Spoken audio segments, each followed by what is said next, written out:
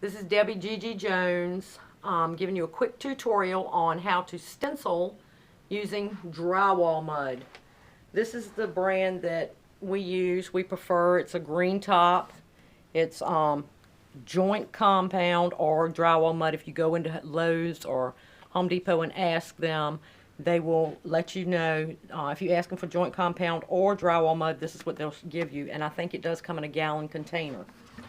When you take the top off, it's going to have a piece of plastic on it. You must put this back on it after you use it to keep it gooey.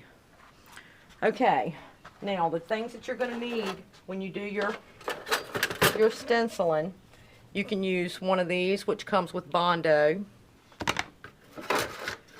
Depending on the size of your stencil, you can use a small putty knife. This is my preferred size. I use this more than anything.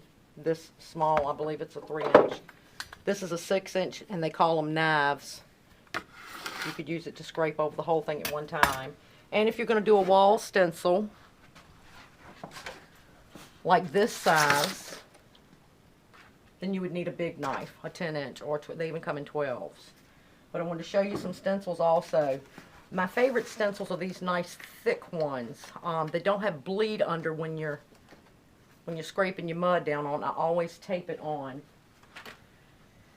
The famous croc skin, and don't look for alligator skin, you're not going to find it. They're all called croc skin. It is very thin. So when you're washing it off and when you're scraping, be really careful because you could pop holes in your pattern. The table that I did and posted recently, this is the one that I used. And it too is very, very fragile. And you have to keep them flat when you're not using them, because if you get a hump in it, it won't work.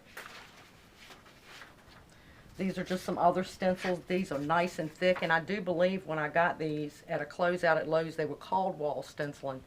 I put these designs over top of switch plates and other things in my house.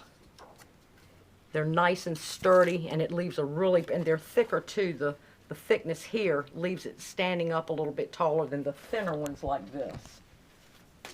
But I have an assortment of stencils, and you can use any stencil to do drywall compound stenciling. These also are very thin, but they'll work. They're so thin that the edges are pointed, so your knife will catch it sometime if you're not really careful. Okay, if you're going to do a wall in the house, you'll need a drywall pan.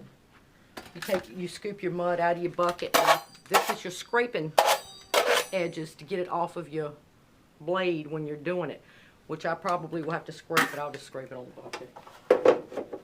Okay, what we want to do, this one right here I did earlier and dried it with my heat gun. It's nice and raised. I don't know if you can tell it or not, but now it's ready to paint.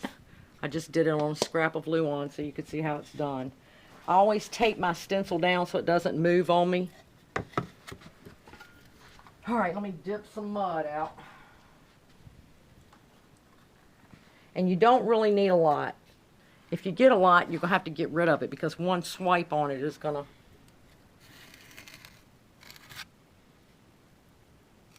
Right, hold on a second. It comes together, I promise. Get rid of the excess. But you don't want to see your design. You want it to be totally covered up. I don't know why that little piece is flipping up, and I got a piece of trash. But anyway, you get the idea. And that's pretty much it. That's all you do. Make sure you rinse these really good and then dry them because they'll rust, and then the next time you use it, you'll get rust all in your mud. Then all you do, pull up your tape. And there you have it. That's all it is to it. Hope that helps. If you got any questions, I'll be glad to answer what I can. Good.